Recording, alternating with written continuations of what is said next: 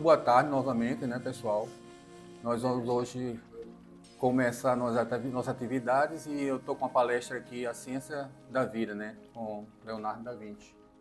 Bem, hoje eu vou começar a palestra falando assim sobre É para abrir, para a gente entrar no clima, né, do que eu vou expor para vocês. Eu vou fazer uma citação aqui do manuscrito de Würzburg, da Doutrina Secreta de HPB. Para quem não conhece, esse texto ele é uma parte que não foi publicada, são dos escritos informais que ela tinha, né? E uma pessoa reuniu esses documentos e fez esse manuscrito de Würzburg, é chamado manuscrito de Würzburg da Doutrina Secreta, que é a doutrina secreta, mas não é exatamente igual a como foi a publicada, né, perante o mundo, né? Então eram uns escritos que ela tinha que tinham informações interessantes, né?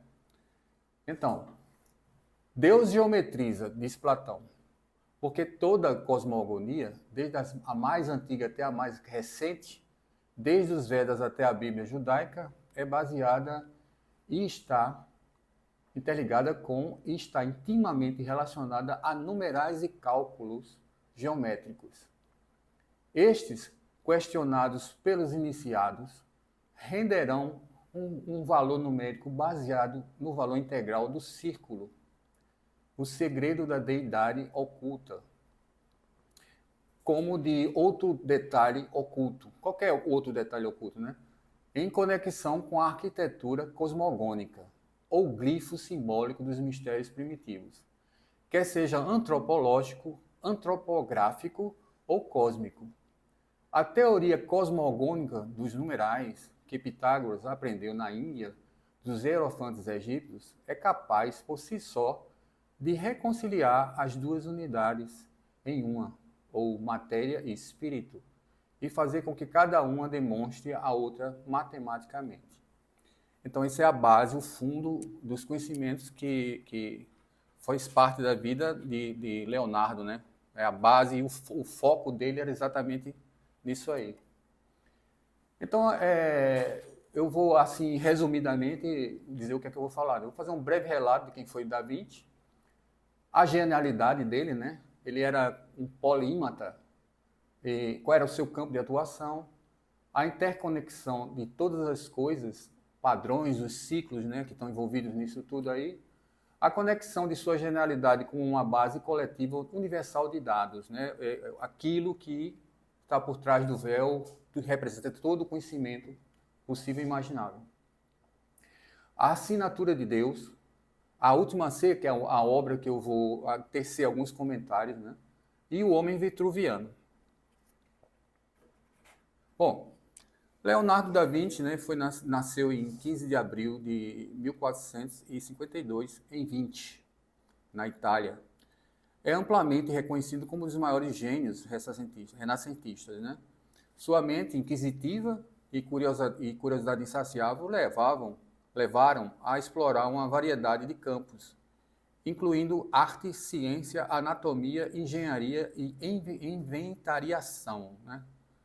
O fruto ele é fruto de uma relação não oficial entre um notário rico, né, daquela época, Piero da Vinci, e Caterine da Vinci. Leonardo cresceu sob os cuidados de sua mãe e do seu avô paterno, Antônio da Vinci. Ainda que fosse um bastardo aos olhos da sociedade, seu pai, Piero, reconheceu desde cedo e proporcionou-lhe uma boa educação. Ou seja, ele tinha bastantes recursos e ele reconheceu a paternidade, né, do Da Vinci e assumiu os cuidados, a educação, deu uma boa educação, ele teve uma excelente educação na infância e foi a base também para que ele, né, seguisse em frente nessa questão do... Bom, essa é a região da Itália, né, chamada Toscana, né? É uma região muito bonita, né? E o vilarejo que ele nasceu é esse aí, né? De 20. E aqui embaixo eu fiz um detalhe da casa, onde supostamente ele viveu a infância dele, né? Esse detalhe aqui. É uma região muito bonita essa aí.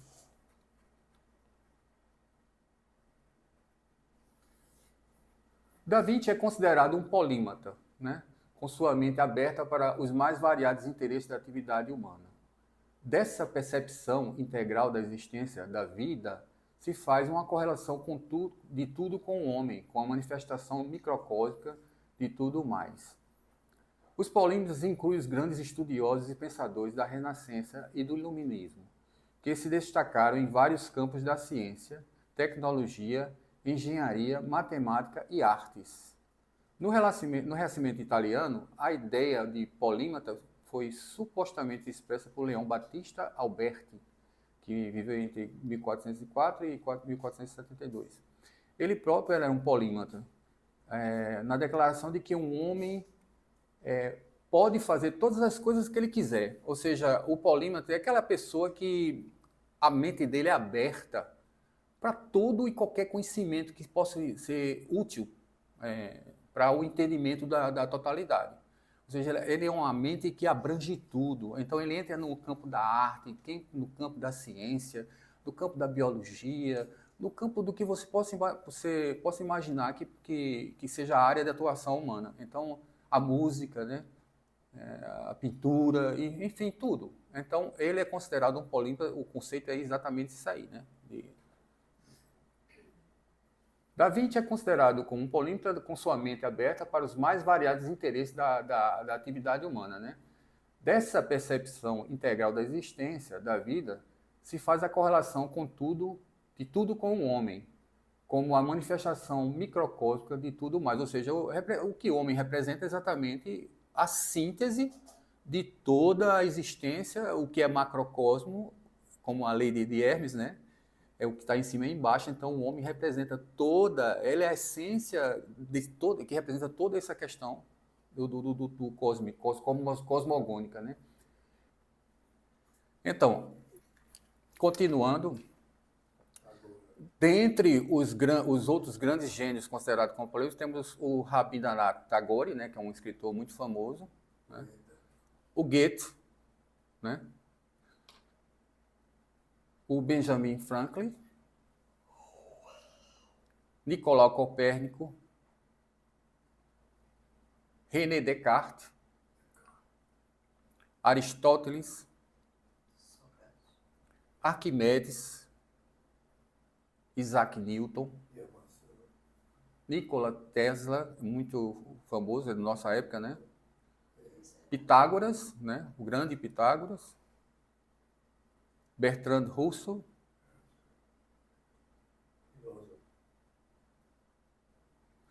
Então, dando sequência ao que interessa, que é o Leonardo, a gente vai encontrar o Leonardo aos 14 anos, quando se mudou para Florença, né?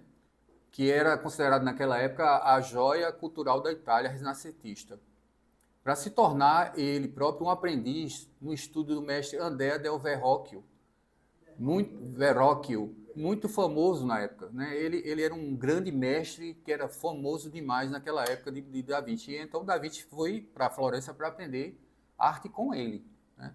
Aí está o detalhe do mestre dele, né? Que eu consegui achar essa imagem aí. Aí, como Verrocchio, ele aprendeu técnicas de pintura, escultura e desenho, mostrando desde cedo um talento excepcional que superava até mesmo seu mestre. Ou seja, ele chegou a ir em frente e foi superando seu mestre, né? Bom, mais tarde, né, quando adulto, Leonardo viajou muito, trabalhando em suas criações de engenharia e arquitetura para vários mecenas. Mecenas são aquelas pessoas que dão aporte financeiro e tudo mais, né, para que as pessoas naquela época conseguissem fazer as pesquisas. Não tinha como hoje institutos, muitas coisas assim ligadas com o Estado incentivando. Era mais essa questão do mecenas, né? Ou então a própria corte, né? Que também apoiava, né? Os mecenas são as pessoas ricas e nobres daquela época que faziam isso aí. Então aqui está em detalhe aqui um projeto de uma ponte que ele fez, né? Umas engrenagens aqui que ele também estava fazendo para recolher água, né? Para prospecção de água. Então, em outros lugares que ele viveu e trabalhou está Milão, né? Roma E no final da vida dele, ele veio na França. Em Milão, sob a proteção de Ludovico Sforza, Leonardo pintou uma de suas obras mais conhecidas, A Última Ceia. Esse quadro aqui é emblemático, né? Quando era pequeno, eu me lembro que em toda casa, quase em toda casa que a gente vai, tem um retrato desse, né? Uma cópia desse retrato. Ainda eu acho que ainda hoje é assim, né? E ele também fez lá em Milão, ele fez a famosa Mona Lisa, né? O quadro, talvez o quadro. Lá em Roma, né? O Da Vinci, ele foi patrocinado pelo Papa Leão X. Mergulhou nos estudos de anatomia e ciências, né? Aí tá aqui, ele fez esses desenhos dele são famosos, ele tem uns cadernos de desenho de anatomia, na qual ele pesquisava nos cadáveres, né? Fazia toda aqueles estudos e ele transformava em desenhos, né? Aí, aqui no caso, na França, sob os auspícios do rei Francisco I, Da Vinci viveu na cercania do castelo de Amboise, o Château Clos-Lucé, no Vale do Loire, na França, onde ele passou os últimos anos de sua vida, né? Falecendo em 2 de maio de 1519. E lá se encontra o túmulo dele. Eu até tive a oportunidade de estar lá presente nesse castelo, né? Uma visão muito bonita que a gente tem do Vale do Loire embaixo assim, o rio, né? Linda, a região muito bonita mesmo. Aí eu coloquei aqui, em cima é o castelo, que ele fica numa posição elevada, embaixo o rio com a ponte ali. Aqui é o Château Clos-Lucé, onde ele viveu e trabalhava aí. Ele tinha um ateliê aí, né? Muito charmoso o prédio que ele vivia. E aí no canto direito, embaixo, é o detalhe do ateliê dele, que foi... Eu acho que não é necessariamente assim, mas eu acho que eles reconstruíram para ter né? Aí é um ponto de turismo, né? Bom, um aspecto interessante dessas mesas como Da Vinci é que, nas mais variadas atividades que eles exercem, se aprofunda o conhecimento de todas as coisas pela inter-relação entre cada uma delas e os seus padrões de manifestação. Os padrões aqui é que é a coisa que importa. Esses padrões têm correspondências com as leis de ciclicidade, com aspectos relacionados à música, espectro das cores, matemática, geometria, etc, etc. Da Vinci, por exemplo, estudou profundamente os efeitos dos fluxos e refluxos, a dinâmica dos fluidos. Essa parte do estudo dos fluidos com Da Vinci ele foi muito profundo. Inclusive, ainda hoje, os reflexos desses estudos ainda são muito comentados e a ciência realmente dá valor, porque na época dele, estudar essas coisas era muito difícil, né? Ele criava recursos inteligentemente para fazer todas essas... Criava ferramentas que não existiam, né? Várias coisas que ele fazia. Incrível a capacidade dele fazer essas coisas, né? Impressionante. Esses estudos da dinâmica dos fluidos foi de seu grande interesse. Segundo o livro de Fritjof Capra, intitulado A Alma de Leonardo da Vinci, nas palavras de Enzo Macigano, engenheiro hidráulico e estudioso de Da Vinci, ele diz: para ele, tudo ou quase tudo fluía ou podia estar ou neste ou naquele estado de fluxo. O que quer dizer com isso é que, na realidade, a manifestação é fluxo. Tudo é fluxo. É um ir e vir eterno. Inclusive até a própria, como chama, o próprio alento divino, que é aquela coisa mais abstrata que no início da doutrina secreta é aludido a essa realidade, que é a seidade, né? São os 3 aspectos da seidade, a unicidade de todas as coisas. Uma delas, o segundo aspecto, seria essa relação da respiração cósmica, né? O alento divino, ou seja, é fluxo, tudo é fluxo. Então ele intuitivamente dava muito valor a essa questão do fluxo das coisas. Aqui tem imagens aqui de como ele fazia os desenhos, né? Dos vórtices das águas, como a água caía, né? Como a água caía dentro da água também, ele fazia esses estudos, né? Muita coisa. Então, segundo Capra, né, no livro dele, Da Vinci dizia que o movimento da água dentro da água é como o do ar dentro do ar, que exatamente, se você for mais longe no conceito do que é água, o ar também entra nesse conceito, as águas universais. As águas universais, o éter, o aéter, ou que seja que queira dizer, são consideradas águas no sentido simbólico da existência. E realmente são e funcionam como isso, e tem o comportamento do fluido e dos fluxos, tal como ele realmente entendia. E ele não ficava só aí. Na realidade, fazia as correlações, como, por exemplo, o comportamento das ondas como uma forma universal dos efeitos físicos nos 4 elementos, ou seja, terra, água, ar, fogo ou luz, né?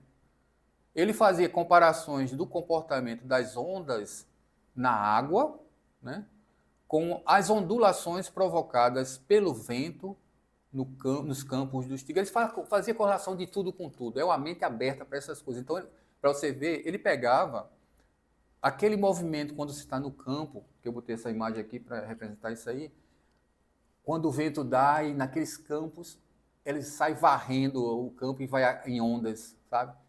Ele fazia a mesma correlação com a água, com tudo, tá entendendo? Então, ele era aberto para essa coisa e ele entendia que realmente o processo de funcionamento das coisas eram símiles, né? Eram análogas, vamos dizer assim, melhor dizendo. Então, Da Vinci utilizou muito esse conceito de fluidos, né? Nos estudos dele, pintando magistralmente os efeitos das ondas da emoção. A emoção também funciona no sentido de fluxo e de ondas, em vários dos seus quadros, o que se nota com bastante clareza no fluxo e refluxo dos movimentos em sua obra mais grandiosa, ou seja, A Última Ceia. Realmente, e agora, né, Rosinete, falando do quadro, ele se encontra lá, né, era num convento, um convento lá em Milão, era um refeitório, né? E ele fez, inclusive, esse quadro ele fica em cima de uma porta, num canto assim, ele é alto, de cima da porta ele fica situado lá.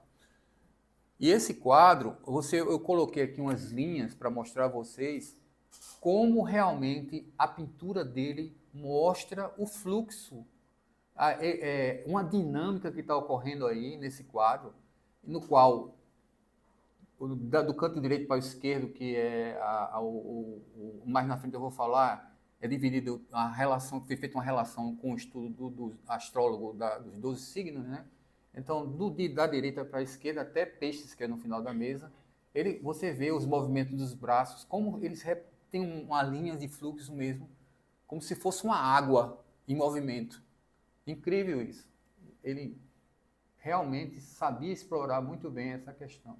Esse quadro é uma coisa impressionante. Ele não representa o cálice, né? É um dos poucos quadros que... Porque o foco exatamente o cálice está representado na figura de Cristo e o apóstolo ao lado direito dele aqui, que dizem até que seria Maria Madalena. É João Evangelista. E não Maria Madalena. Bom, aí a gente não vai entrar nessa... Bom, aí é que eu vou entrar na questão desse quadro. Existe uma obra que é da editora teosófica, Luz e Sombra, né? Que é de Emma Coster de Marcheville.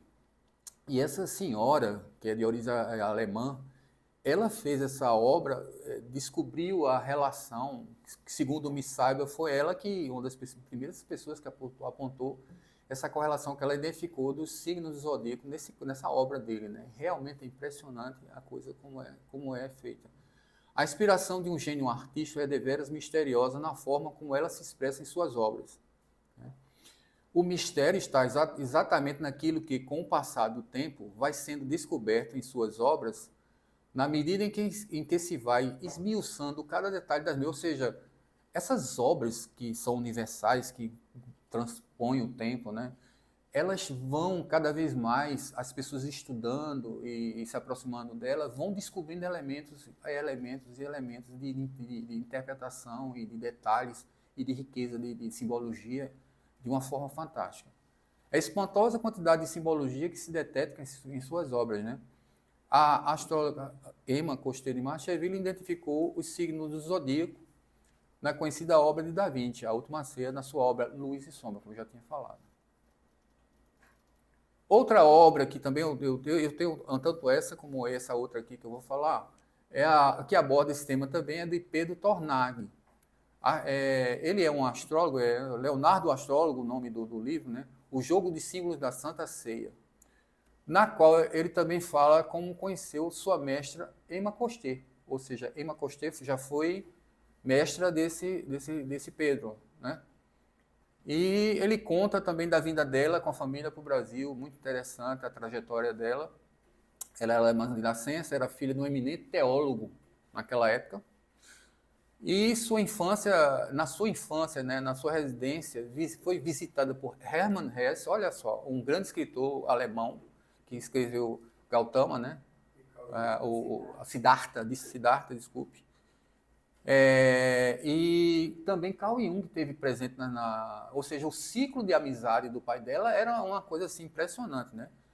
E, inclusive, lembrando que o Carl Jung foi quem cunhou o termo inconsciente coletivo, né? Que tem tudo a ver com essa questão da base que a gente vai falar, a base universal dos dados, que tem relação com tudo que a gente está falando aqui. Psicólogo, isso.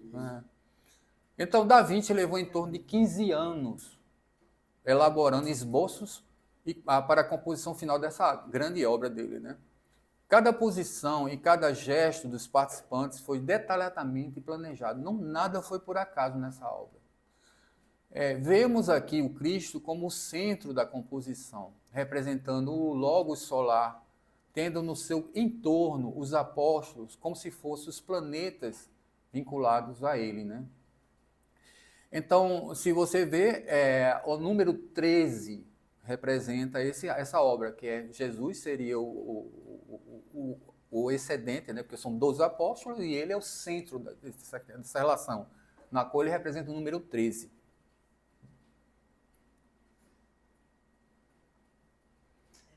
O Cristo tem seu semblante o mais neutro possível nessa obra, né? Ele colocou o Cristo com a face bem neutra, em uma atitude de humilde resignação, a postura de um mestre, né?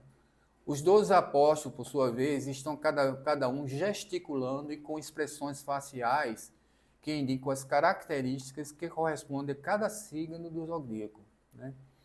Aí, essa obra, eu não vou entrar no detalhe, porque existe essa obra, inclusive até uma dica para vocês comprarem, que vale a pena, é um dinheiro bem investido, que fala sobre cada um desses signos e é representado nessa obra. E eu botei aí, né, os símbolos de cada um deles. Ali começa com o símbolo de Áries, né, e vai touro, né, até os peixes no final, né?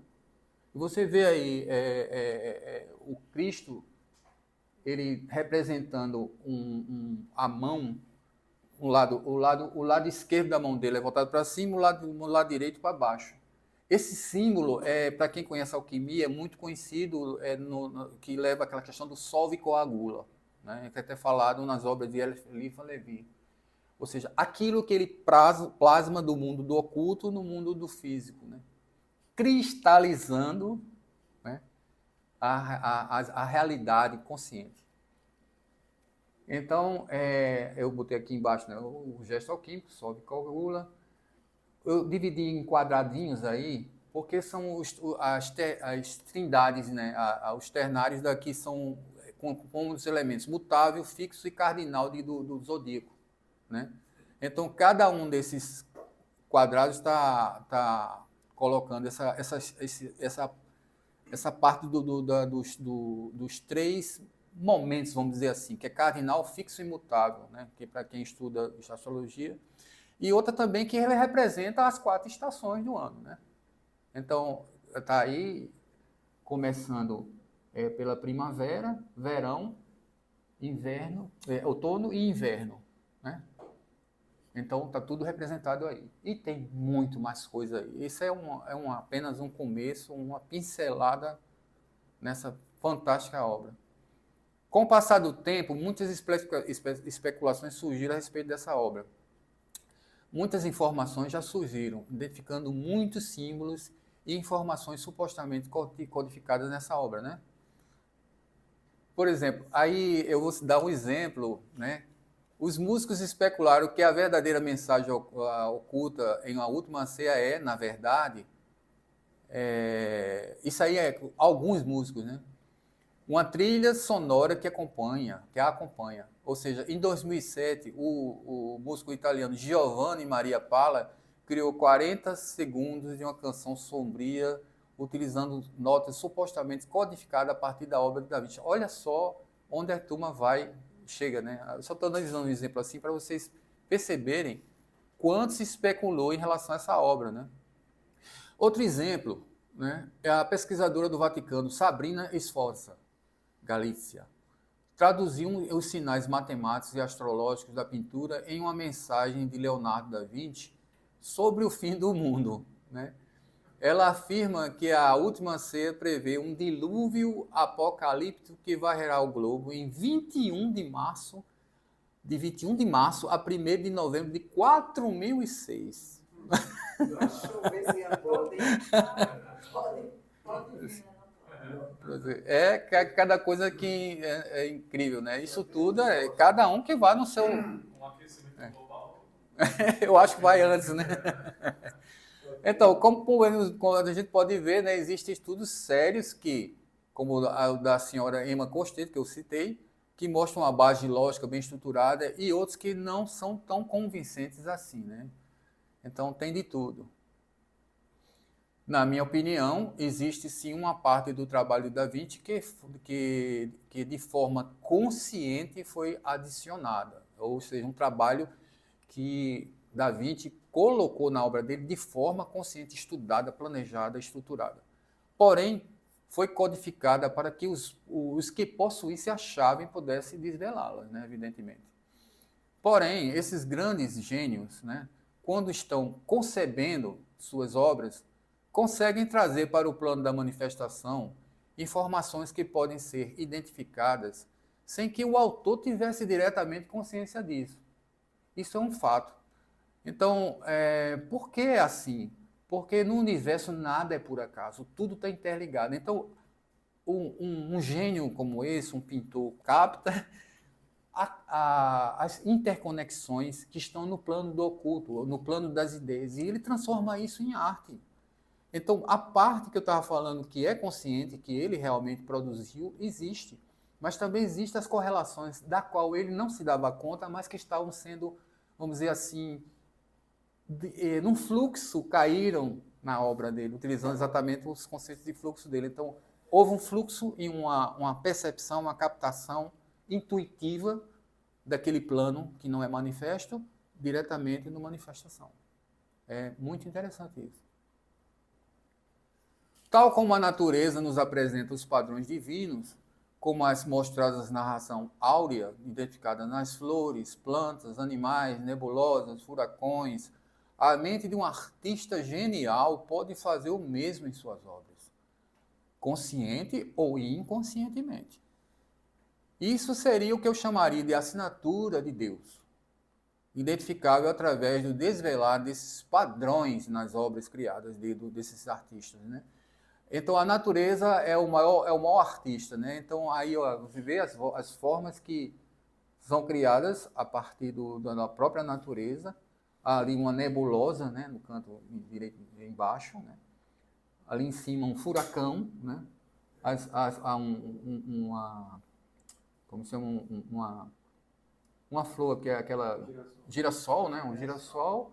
E por aí vai, né? Um caracol, né? A própria estruturação das plantas, como elas vão crescendo, e isso tudo tem relação com aquela sequência de Fibonacci tão famosa que já se falou tanto, né?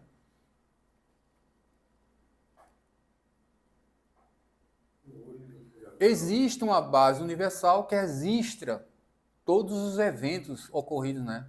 Pensamentos, palavras, emoções, intenções universais que já ocorreram no passado, presente e ainda por vir, né? Futuros termos de todas as entidades e formas de vida, não apenas humanas. E esse seria o plano acástico, que registra, é como se fosse o hard disk do universo, né? Na qual tudo o que é feito, né, no computador cósmico está registrado nesse hard disk do universo, né? Exatamente, na nuvem, no iCloud. Quando um operador entra em contato com esse plano, através de sua intuição, ele pode trazer para a manifestação aquilo que teve acesso, na forma de qualquer produção no campo objetivo. Aqui é o homem vitruviano, tão famoso, né? Eu acho que é tão famoso quanto a própria ceia, né? O homem de vitruviano é possivelmente a imagem mais emblemática que podemos encontrar quando pensamos em sintetizar o que representou o movimento renascentista. Esse desenho faz parte de um estudo de Da Vinci sobre o trabalho do arquiteto romano Vitruvius, que dizia que a proporcionalidade do corpo humano era um reflexo da proporcionalidade do próprio universo. Ou seja, volta aquele axioma, como em cima e embaixo. Né? Então ele tentou, nesse famoso desenho, fazer uma correlação do macro com o micro. Segundo Vitruvius, né, que foi o criador, a origem foi dos estudos de Vitruvio, e Leonardo aprofundou esse estudo. Segundo Vitruvius, um templo bem projetado deve ter proporções que sigam as proporções naturais do corpo humano, o que, por sua vez, são reflexos da harmonia do mundo. Então, o que pauta esse slide aqui é que eu já coloquei aqui, como ele fala, né, no final aqui, que fala que as proporções naturais do corpo humano, por suas vezes, são um reflexo da harmonia do mundo. Está aqui, olha, a próprio templo, né, aqui representando uma cruz, que a cruz seria o próprio homem, né? Essa é a catedral de Colônia, mas o maior, se for a maior, nem sei, parece que é a maior. É a maior. Depois da São Pedro é a maior. Gótica com certeza é a maior, né? Exatamente. Então, eu coloquei aqui um mosteiro da Batalha que fica em Portugal. Não sei se alguém conhece. Eu não conheci pessoalmente, mas eu fiz a pesquisa e descobri esse mosteiro. Então, de cima você vê exatamente a cruz, né, aqui, né, aqui seria a cabeça do homem, aqui o corpo, né, tal como a anterior que eu mostrei da gótica, né. E aqui em cima ainda tem um círculo aqui, né. Então, esse aqui eu achei bastante interessante porque ele remete a um símbolo que é muito famoso, que é esse aqui que está aqui, né, em amarelo, a cruz ansada ou né? Ansata ou ansada, tanto faz. E é um símbolo da simbologia egípcia, né? Então, não é por acaso. Essas coisas vão surgindo nas criações humanas e elas têm toda uma relação simbólica, imagética e tudo mais com o plano. Né? Então, aqui, continuando, né, assim, falando sobre, eu estava falando sobre o Anki, eu estou aqui mostrando exatamente o símbolo, que é o Anki aqui. Né? E aqui eu coloquei o Anki em cima da imagem do Vitruvius, porque apesar de o homem do vitruviano, representar um símbolo sintético, ele mostra uma relação com o todo, na qual aquela imagem que ele representa, ele é como se fosse algo que vai se repetir, um padrão que vai se repetindo, que é exatamente isso. A questão do padrão é aquilo que vai se repetindo na manifestação, numa forma que tem uma planificação, que tem uma estrutura, que tem toda uma lógica, tá entendendo? Então, aqui no homem vitruviano, o centro do círculo ele representou no umbigo desse homem, né? Enquanto que o centro do quadrado, né, parece ser uma área genital. Você vê aqui o quadrado que ele fez, o centro dele, eu coloquei essas linhas em branco para exatamente representar. A genitália dele é o centro do quadrado, ou seja, o mundo da forma, o quadrado, está representado pela geração sexuada. Tem tudo a ver com os estudos da doutrina secreta. Né? O centro do ciclo é um umbigo, enquanto que o centro do quadrado parece ser sua área genital, simbolizando a ligação entre os elementos cósmicos e a humanidade. Né? Ou seja, o macro e o micro. Então, Nessa parte da nossa palestra, que já está chegando ao fim, eu peguei essa questão do homem do vitruviano, porque existe uma galera que estuda isso há muito tempo, esse símbolo é bastante, largamente estudado, né? Então, só para dar um exemplo, eu peguei os estudos desse cara que é chamado Robert Edward Grant. Ele tem no YouTube, você dá um Google aí, você consegue localizar o que esse cara produz aí em termos de conteúdo em relação a isso.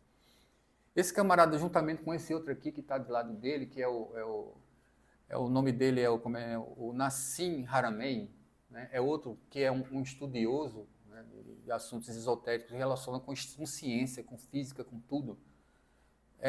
São figuras bem conhecidas de quem está fazendo essas pesquisas. Então, esses camaradas foram convidados pelo Dalai Lama para estar lá em Dharamsala, na Índia, onde atualmente o Dalai Lama vive, né, depois do exílio. Então, o encontro com o Dalai Lama em seu palácio em Dharamsala, Índia, juntamente com o músico estudioso de Shakespeare, Alan Green, e Nassim Haramein, em outubro de 2019. Passaram 5 horas falando sobre física, matemática e consciência, o futuro de nosso mundo e a próxima convergência da ciência e da espiritualidade. Ou seja, você vê que o próprio Dalai Lama é uma pessoa antenada. Então, ele descobriu que tinha esses camaradas aí estudando essas coisas e chamou eles para bater um papo lá, isso em 2019, para trocar ideias, né? E ele é uma pessoa muito aberta e toda pessoa que realmente busca a verdadeira espiritualidade, ele tem que ter essa mente aberta para tudo. E ele fez esse encontro, muito interessante.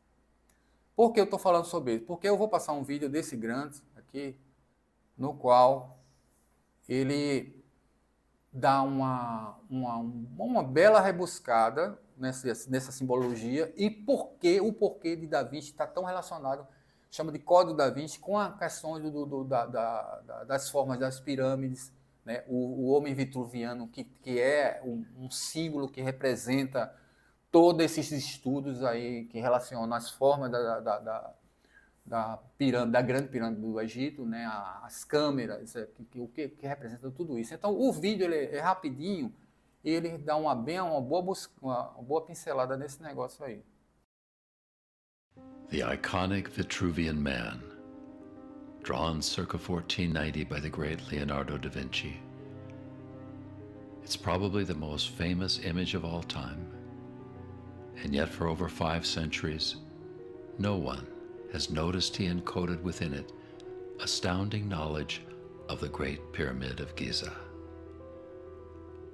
Polymath Robert Grant recently observed that the angle from the navel to the top corner of the square exactly matches the side slope angle of the pyramid.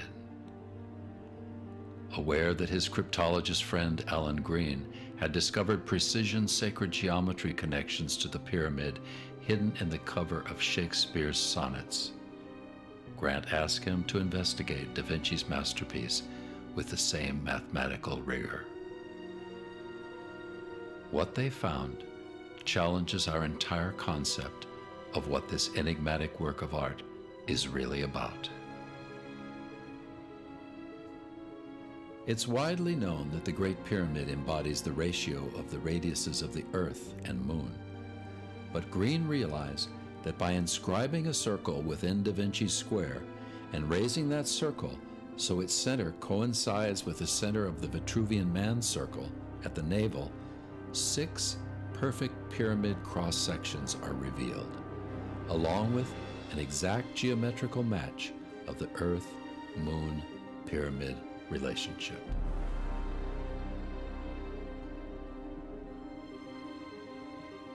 Da Vinci states explicitly, in the backwards mirrored text surrounding his image, that its proportions are exact integer ratios of the whole man, and he's cut his man in 14 places, clearly identifying those proportions.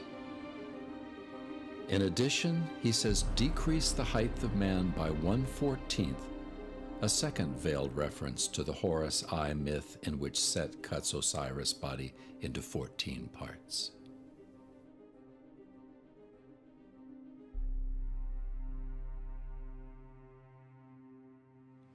Now, the magic.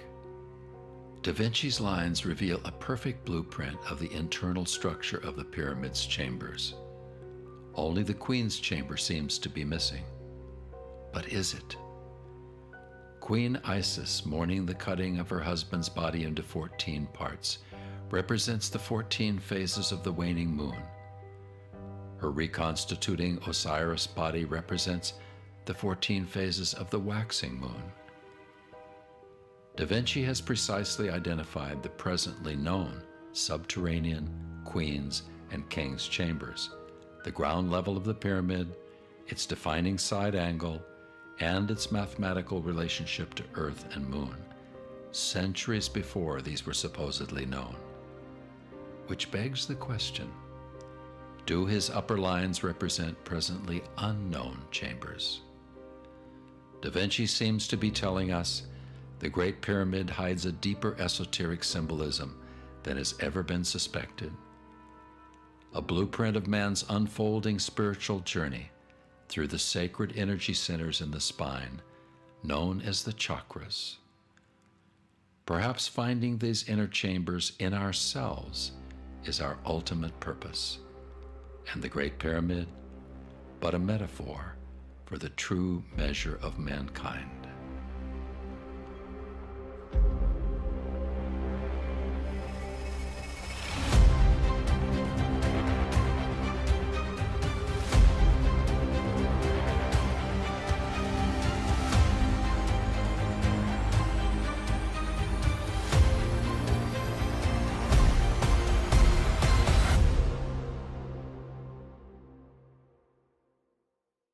Bem, meus irmãos, assim eu encerro a minha fala de hoje com esse vídeo, né? Mas antes de terminar, eu gostaria de deixar essa mensagem final, né, para vocês, na qual seria o seguinte, que nós precisamos voltar a acreditar no homem, né? Nós precisamos elevar a mente humana para gerar novos paradigmas para a nossa existência. Precisamos de um novo renascimento, tal como ocorreu no tempo de Da Vinci. Acho que era essa a proposta e objetivo desse grande gênio, né? Que tinha toda a sua ciência voltada para o homem como centro e ponte para a ciência da vida. Então, muito obrigado e até a próxima.